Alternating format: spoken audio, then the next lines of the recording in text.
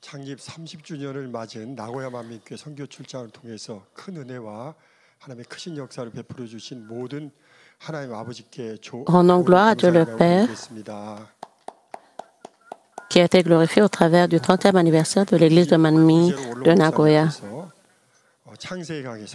Le pasteur émérite va délivrer le message sur la série de sermons sur la Genèse, 34e session. Ce sera le 3e jour de la création, première session. Chers frères et sœurs en Christ, tous les membres des églises branches et des sanctuaires locaux, les téléspectateurs de DCN et tous les enfants de Dieu qui assistent au culte via Internet. Ceci est la 34e série de sermons sur la Genèse. Le 12 avril 1961, Yuri Gagarin, de l'ex-Union soviétique, est devenu le premier astronaute humain à orbiter autour de la Terre en 1 heure et 29 minutes. Il est connu pour avoir laissé 2 citations célèbres. L'une était « La Terre est bleue » et l'autre « Je ne vois aucun Dieu ici haut ». Quelques mois plus tard, un autre cosmonaute soviétique, German Titov, accomplit 17 orbites terrestres pendant environ une journée. Et il a dit, « J'ai fait une douzaine de fois le tour de la Terre, mais je n'ai pas vu Dieu. » Les États-Unis ont également réussi à lancer un vaisseau spatial habité le 20 février 1962. Et John Glenn, le premier astronaute américain à orbiter autour de la Terre, est connu pour avoir prononcé cette citation. « Pendant que j'étais dans l'espace, j'ai vu une vue époustouflante. Dieu existe réellement, non seulement sur Terre, mais aussi dans l'espace. » La veille de Noël 1968, pour la première fois dans l'histoire, Apollo 8, avec 3 astronautes, est entré en orbite autour de la Lune.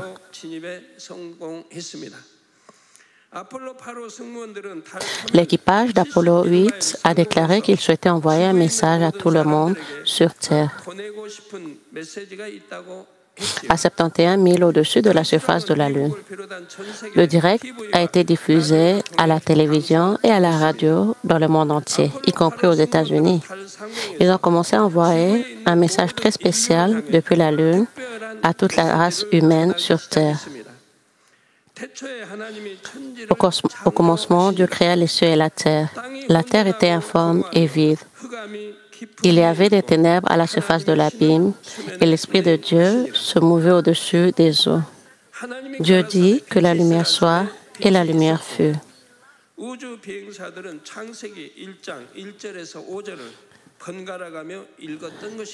Il lisait à tour de rôle Genèse 1, 1 à 5. Le 21 juillet 1969, Neil Armstrong, astronaute d'Apollo 11, est devenu la première personne à poser le pied sur la Lune. Dès son arrivée sur la Lune, sa première remarque au centre du commandement sur Terre fut « L'espace que Dieu a créé est si beau ». Le 30 juillet 1971, James Irwin, astronaute d'Apollo 15, conduisait le rover lunaire sur la surface de la Lune. Il a dit plus tard, « Alors que j'étais dans l'espace et sur l'orbite de la Lune, j'ai fait l'expérience de la présence de Dieu qui remplit tout l'espace. »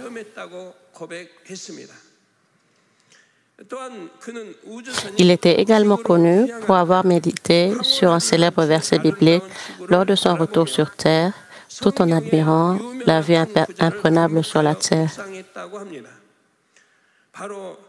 C'était Jean 3, 16 qui dit « Car Dieu a tant aimé le monde qu'il a donné son Fils unique, afin que quiconque croit en lui ne périsse point, mais qu'il ait la vie éternelle. » James Irwin devint plus tard évangéliste. Pendant 20 ans, avant son décès en 1991, il a prêché l'Évangile en parcourant le monde. Le cœur de l'Évangile qu'il prêchait était le salut de Dieu qui aime les personnes vulnérables jetées dans l'univers. Chers frères et sœurs en Christ, les cosmonautes soviétiques et les astronautes américains ont parcouru l'espace. Mais pourquoi les cosmonautes soviétiques impliquaient-ils que Dieu n'existait pas, alors que les cosmonautes américains expérimentaient la présence de Dieu?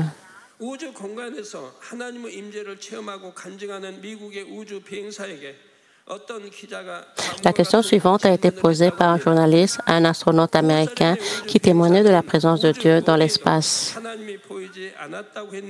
Les astronautes soviétiques disaient qu'ils ne voyaient Dieu nulle part dans l'espace. Mais comment pouvait-on voir Dieu? Ensuite, l'astronaute américain a répondu en citant le verset suivant de la Bible. Il a cité Matthieu 5:8. Heureux ceux qui ont le cœur pur, car ils verront Dieu.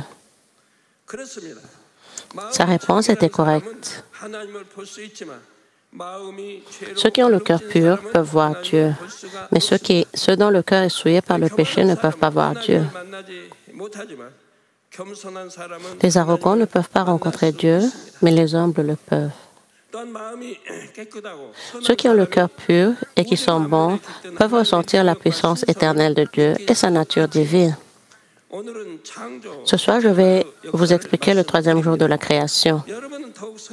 J'espère que vous écouterez les œuvres de la création de Dieu avec un cœur beaucoup plus humble et bon, afin que vous puissiez donner toute reconnaissance et gloire à Dieu qui a accompli une œuvre aussi incroyable.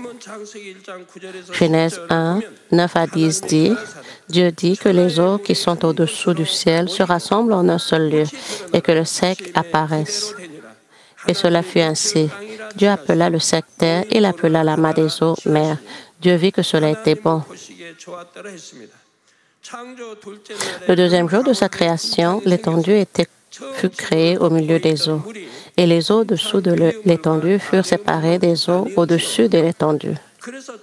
Par conséquent, au troisième jour de la création, seules les eaux situées au-dessous de l'étendue restèrent sur terre. Par conséquent, les eaux qui sont au-dessous du ciel font référence aux eaux au-dessous de l'étendue. À cette époque, la surface de la terre était presque sans relief. La surface entière de la terre était relativement plate, sans autres montagnes ni vallées profondes. C'était ce genre de terre avec une topographie si plate qui était recouverte par les eaux sous l'étendue. Pour l'information, les scientifiques ont calculé la profondeur d'eau nécessaire pour recouvrir une terre aussi plate. Leur étude montre que la Terre serait submergée sous des eaux situées environ à seulement 2400 mètres au-dessus du niveau de la mer. La quantité d'eau doit être énorme.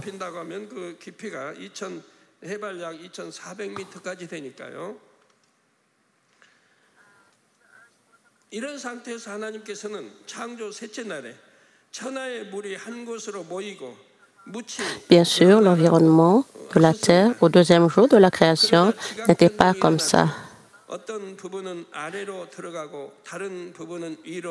Ensuite, Dieu a dit, le troisième jour de la création, Dieu dit que les eaux qui sont au-dessous du ciel se rassemblent en un seul lieu et que le sec paraisse. Et cela fut ainsi. Ensuite, des mouvements cristaux ont eu lieu. Certaines parties de la terre se sont soulevées et d'autres se sont affaissées.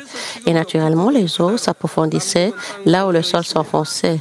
À cette époque, Dieu dit qu'il avait provoqué la formation d'une grande dépression semblable à un énorme nid de poules près du pôle Nord. C'est pourquoi le pôle Nord est recouvert de la mer et le pôle Sud est recouvert de terre. Alors que le pôle Nord s'enfonçait dans la réaction égale, le pôle Sud se soulevait. La profondeur des eaux varie également selon les endroits. À l'époque mentionnée, c'était au pôle Nord que cela était plus profond et cela devenait de moins en moins profond vers le pôle Sud. Pour votre information, le point le plus profond sur Terre se trouve dans l'océan Pacifique, où il atteint 11 034 mètres de profondeur. Le point le plus profond est de 1134 mètres, soi-disant 30 ris. Ce chiffre est encore plus élevé que le point culminant de la Terre, le mont Everest, qui culmine à 8848 mètres. Actuellement, la profondeur moyenne de la mer est de 3800 mètres. Dieu rassembla les eaux jusqu'au pôle Nord et appela les eaux les mers. Il appela le sec terre. À cette époque, les mers étaient rassemblées en une seule forme et il n'y avait qu'un seul continent. Ensuite, les 5 océans, le Pacifique, l'Atlantique, l'Indien, l'Arctique et l'Antarctique, et les 6 continents, l'Asie, l'Afrique, l'Europe, l'Océanie, l'Amérique du Nord et l'Amérique du Sud, ont vu le jour. Alfred Wegener, un scientifique allemand, a proposé une théorie selon laquelle la Terre possédait à l'origine un seul continent, mais que celui-ci s'est lentement divisé et a dérivé tout autour. Cette théorie est appelée la dérive des continents. À mesure que la science se développe, de nombreuses preuves prouvent que les continents peuvent réellement bouger et se déplacer effectivement.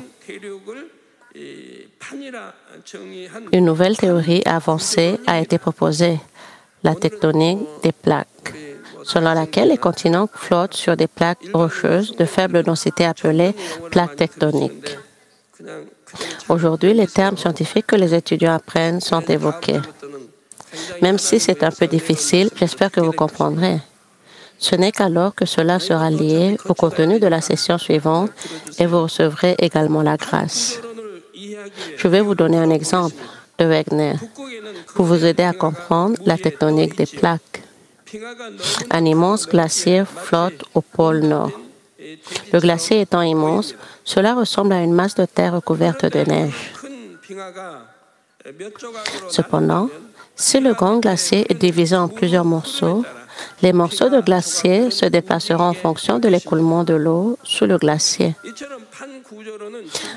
De la même manière, la tectonique des plaques décrit des plaques qui flottent sur une roche dense en fusion appelée manteau.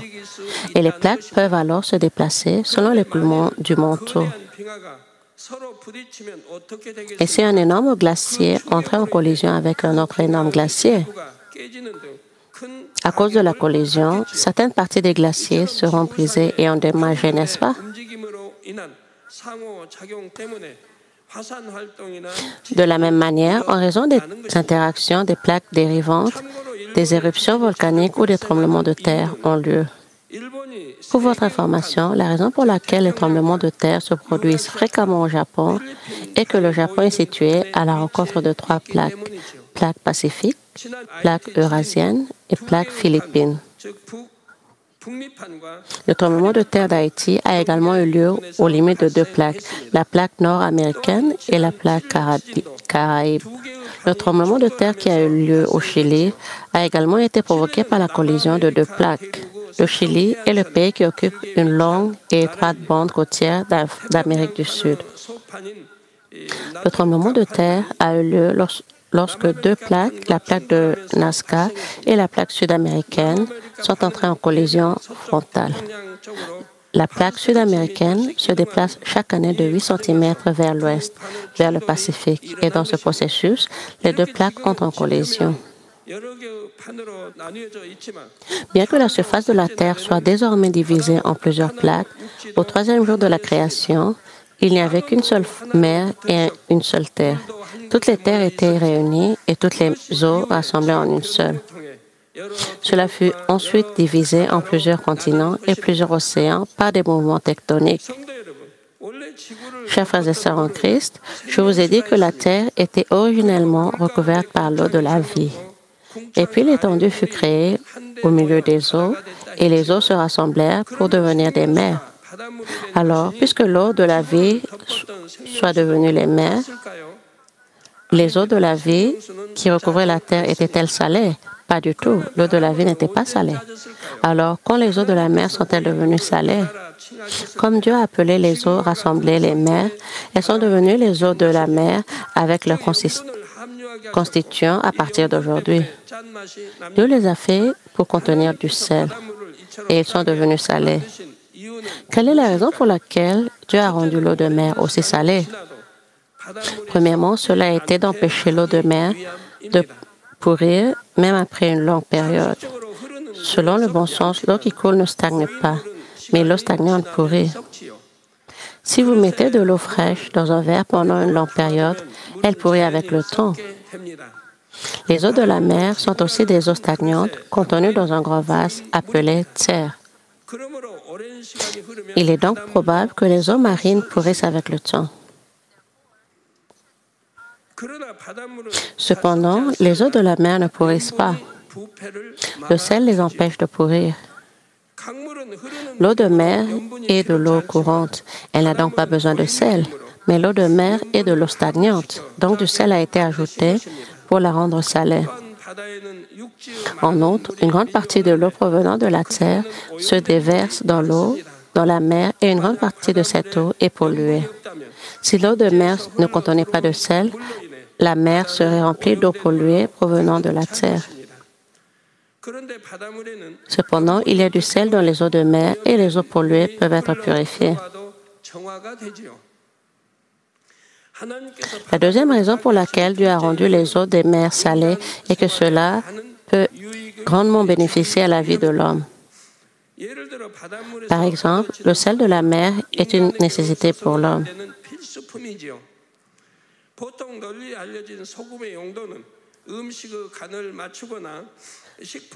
Il est généralement connu que le sel a pour fonction d'assaisonner les aliments ou de saler les aliments pour les conserver.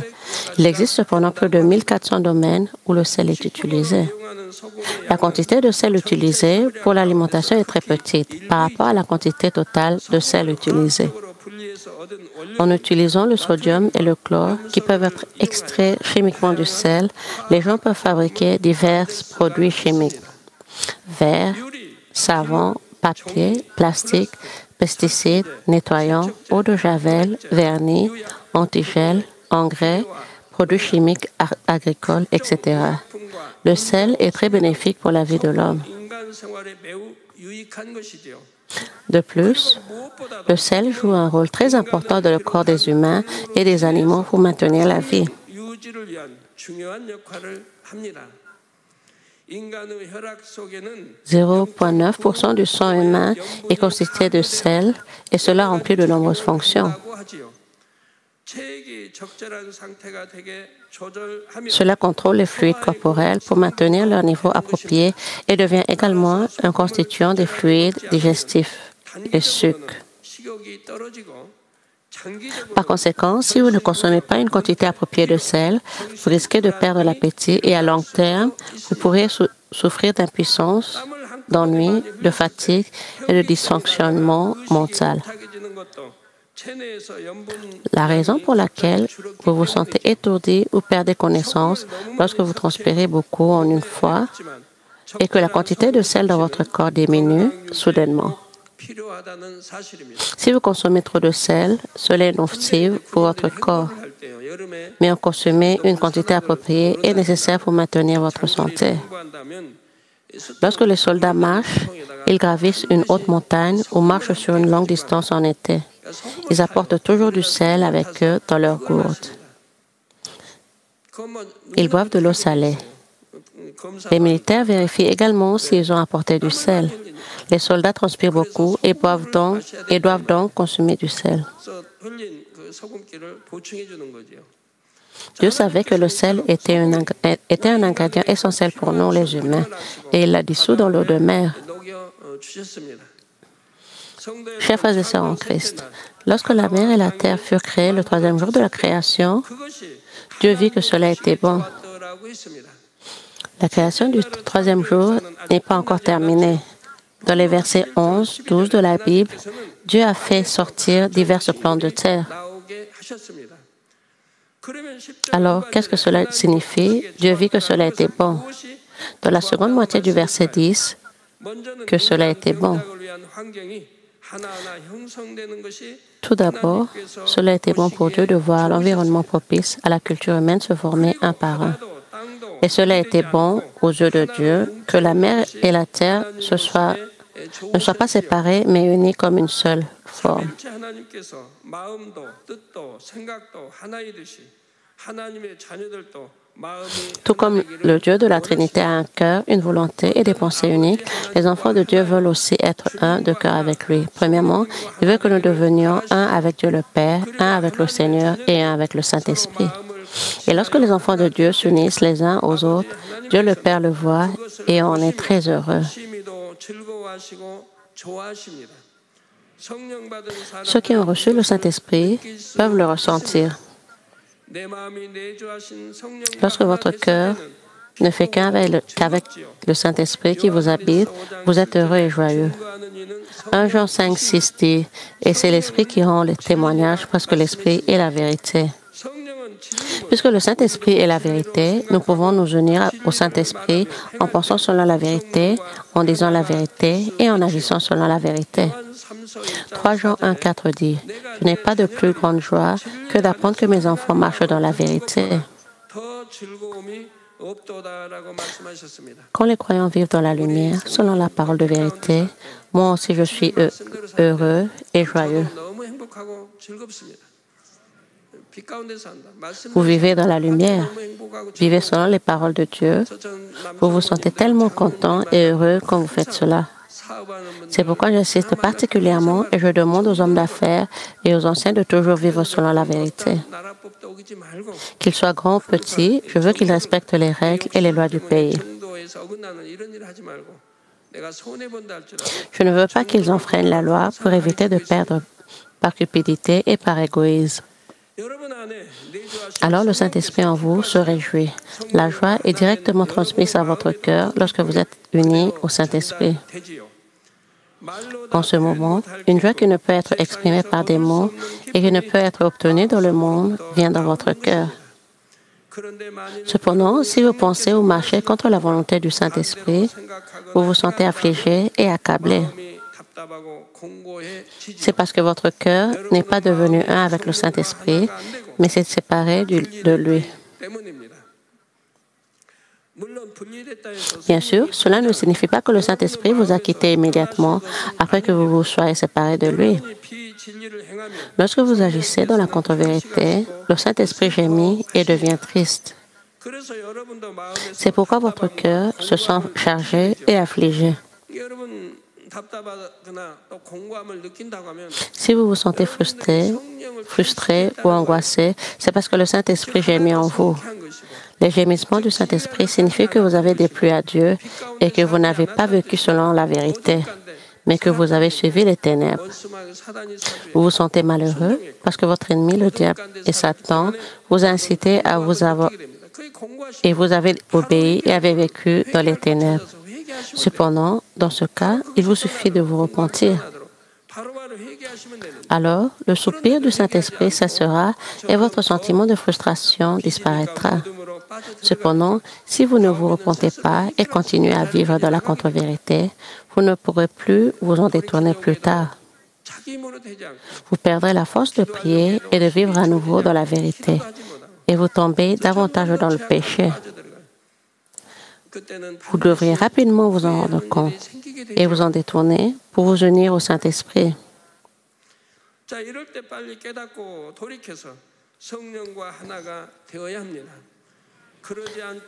Si vous allez à l'encontre de la volonté du Saint-Esprit, le Saint-Esprit finira par vous quitter.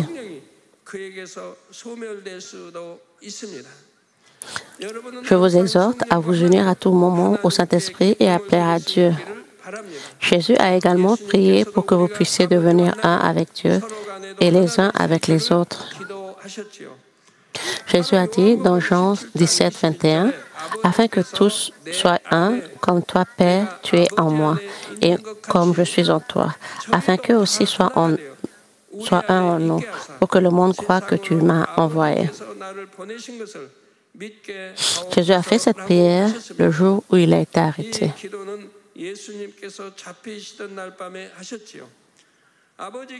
Tout comme Dieu est dans le Seigneur Jésus et que le Seigneur Jésus est en Dieu, le Seigneur voulait que vous deveniez tous un. Par conséquent, vous devriez toujours vous efforcer de ne faire qu'un les uns avec les autres. Vous devez devenir un dans l'obéissance en suivant l'ordre, principe, instruction, doctrine. Ce n'est pas une contre-vérité. J'espère que vous puissiez mettre de côté vos opinions pour être unis, peu importe à quel point les vôtres semblent bonnes. Lorsque vous devenez le premier à céder et à être humble dans le but d'être unis, vous devenez celui que Dieu considère comme bon.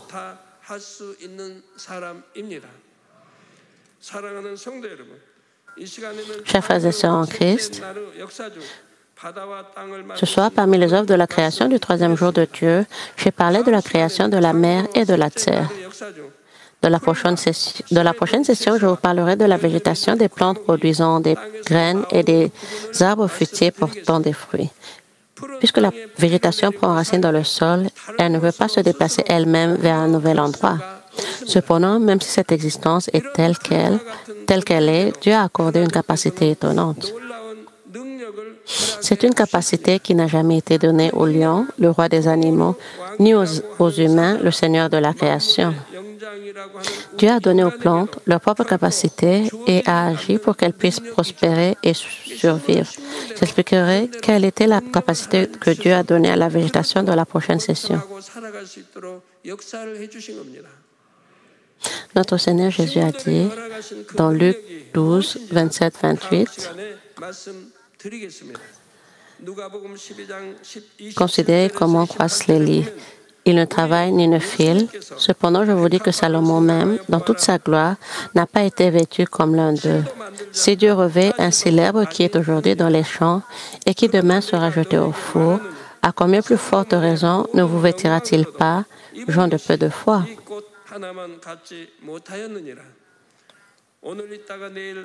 Avec Dieu le Père et le Saint-Esprit, Jésus a géré toutes les œuvres de la création.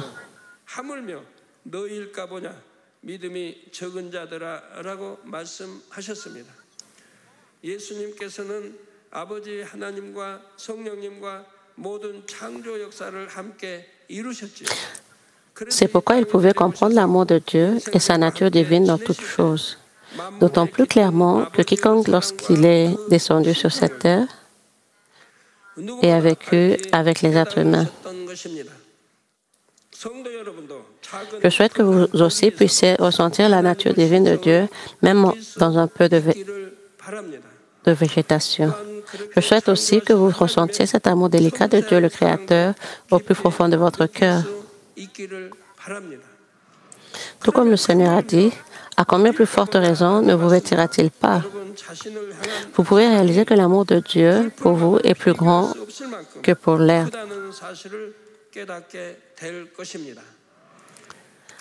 C'est parce que nous sommes le chef-d'œuvre de la création de Dieu. C'est nous, en tant qu'êtres humains, qui sommes son chef-d'œuvre. J'espère qu'au travers de cette série de sermons sur la Genèse, vous pourrez comprendre profondément non seulement la puissance toute puissante de Dieu, mais aussi son amour pour nous. Puissiez-vous aimer Dieu plus que jamais et être d'autant plus aimé de Dieu. Au nom de notre Seigneur Jésus-Christ, je prie. Amen. Prions que nous allons garder la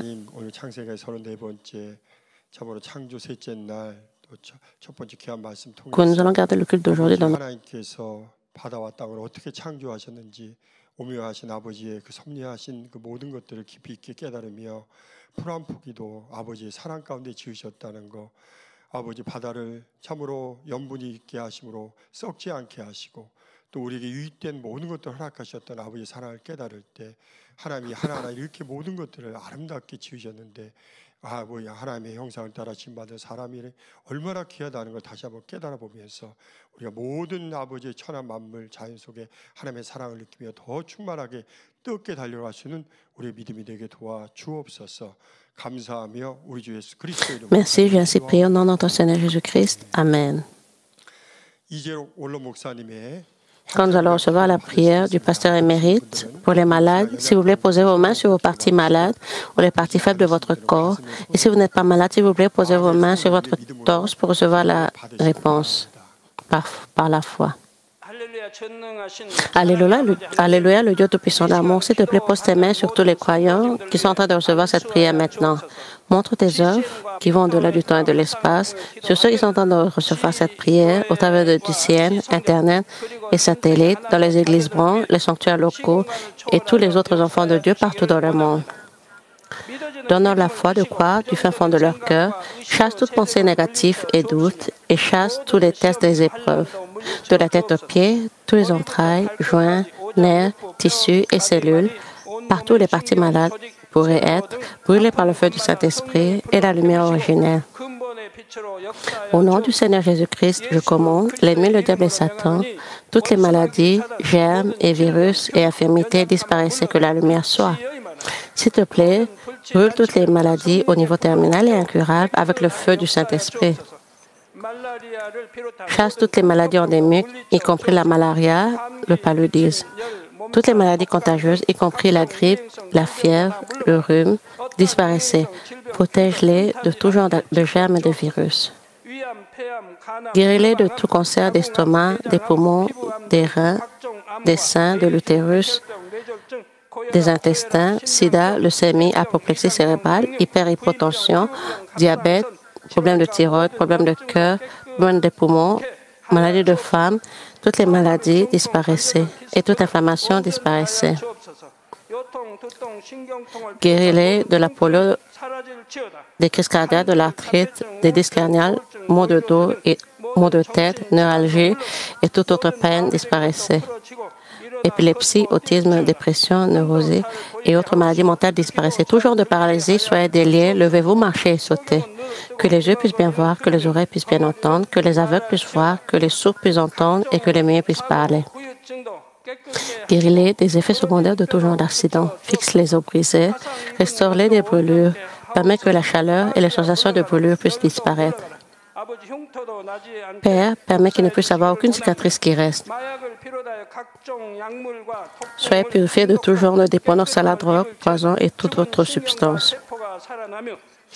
Permet que les nerfs morts, tissus et cellules puissent être régénérés. Réanime les morts à la vie. Donneur la bénédiction de la conception, recevez la bénédiction de la conception. Au nom du Seigneur Jésus-Christ, je commande l'ennemi, le diable et Satan, les princes de l'air, les mauvais esprits dans les yeux célestes et tous les serviteurs disparaissaient. Disparaissez, esprits impurs, de fausseté, de déception, de séparation et toutes les forces des ténèbres. Délie les liens des ténèbres, ténèbres disparaissez, que la lumière soit. Dieu le Père, donne la force de s'écrier à toi dans leur prière et la puissance de pouvoir se débarrasser des péchés, d'atteindre la sanctification.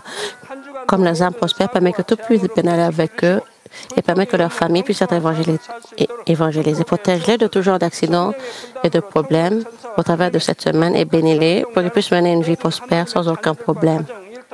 Avec le feu ardent du Saint-Esprit, les hôtes célestes et les anges et tes yeux ardents protègent tous tes enfants, leurs familles, leur lieu de travail et leur commerce. Donne aux élèves la sagesse et la compréhension et donne-leur l'enthousiasme et la ferveur de pouvoir étudier ardemment. S'il te plaît, garde leur cœur et pensée des choses de ce monde et permets qu'ils puissent aimer Dieu avec plus de ferveur. Permets que tes enfants puissent manger et boire et dans tout ce qu'ils font, qu'ils puissent vivre une vie glorifiant Dieu le Père, qu'ils puissent être capables de pouvoir témoigner au sujet de Dieu le Père en disant « J'ai rencontré et expérimenté Dieu et j'ai reçu ses réponses et bénédictions. Dieu le Père, merci. Sois glorifié toi seul. » Au nom de notre Seigneur Jésus-Christ, j'ai ainsi prié. Amen.